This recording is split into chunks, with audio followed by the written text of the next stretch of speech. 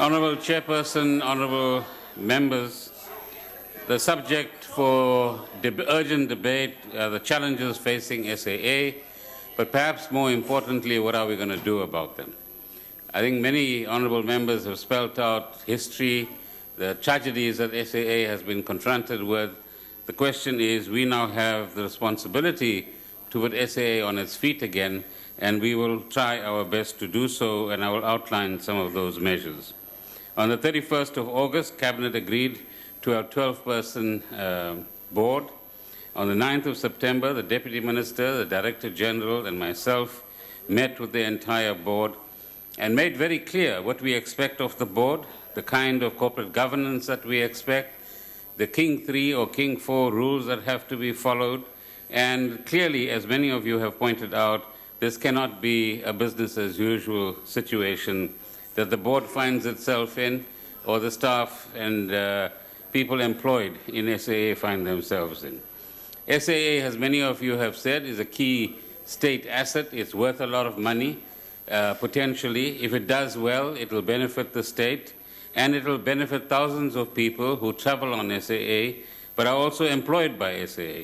The technical staff, the thousands of ground staff, the managers, the crew, the pilots who ensure our safety, and the various enterprises that have a business relationship with SAA as well. Some of you, like Honourable Kubisa, have suggested, and I suppose many more as well, that there's corruption and looting that's taking place in SAA. All I ask is give me the evidence, let's refer it to the relevant authorities, and let's have those matters investigated. Because none of us should agree that any kind of looting or corruption should take place in this or any other state entity, for that matter. Honourable Schlengwa is right that we need to go back to basics as far as SAA is concerned, and these are the early days of attempting to actually do so. But the one thing, Honourable Swart and others who have raised the question of guarantees, it's true, the guarantees do total about 20 billion rands.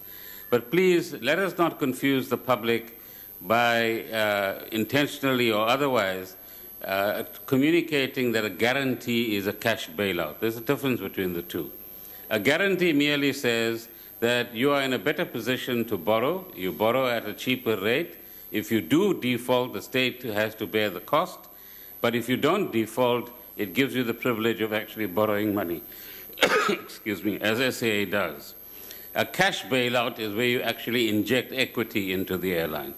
And none of the 20 billion rands that we're talking about is a cash bailout. It merely allows SAA to borrow money with the backup of a guarantee. Transnet has a guarantee of 350 billion rands. Many other state entities have these guarantees as well, and they total almost $500 billion rands. But the key is that you still need a financially well-managed airline or entity to ensure that there's no default in payment. Because if there is a default on payment, then the state and the fiscus becomes responsible for ultimately coping with the challenges that arise from that. I think it's also important, honourable members and chair, that we outline the facts as we found them earlier this year. Firstly, in governance terms, the board was in trouble. There were only 3 members of the board plus the 2 executive members. There were instances where 1 or 2 board members were actually signing letters. That's not the job of a board member. The board members should ensure that there's a strategy that's viable. They should ensure that their fiduciary responsibilities are carried out, but leave the day-to-day management of the airline to the managers of the airline, and ensure that they are competent people to actually manage the airline. As far as management is concerned, there is clear indication that there was juniorization. Our responsibility and the new board's responsibility now is to ensure that we get competent managers as CEO and CFO, and that they are competent people who have the experience to form and enhance the strategy of SAA so that it does become financially competent and stable as opposed to a potential liability. There are doubts about the skills setup that we have within the management team, and that's something that we have begun to look at. The issue of stability in the airline was also a factor to take into account.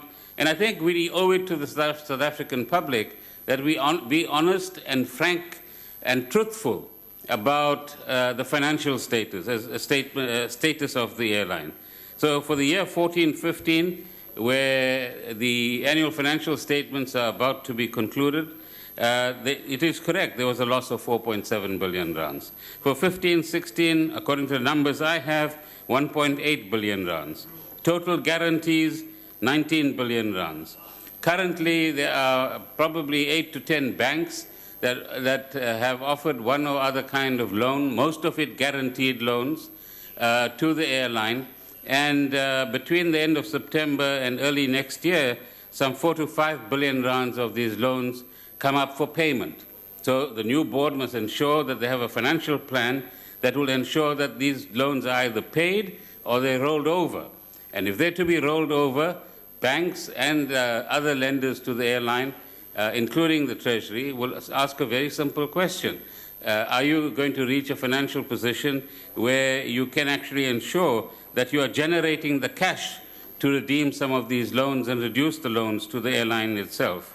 It is also correct to say that if we removed government guarantees and government support, technically SAA would be insolvent at this point in time. But it is a public asset. We can't allow a public asset to go to the ground.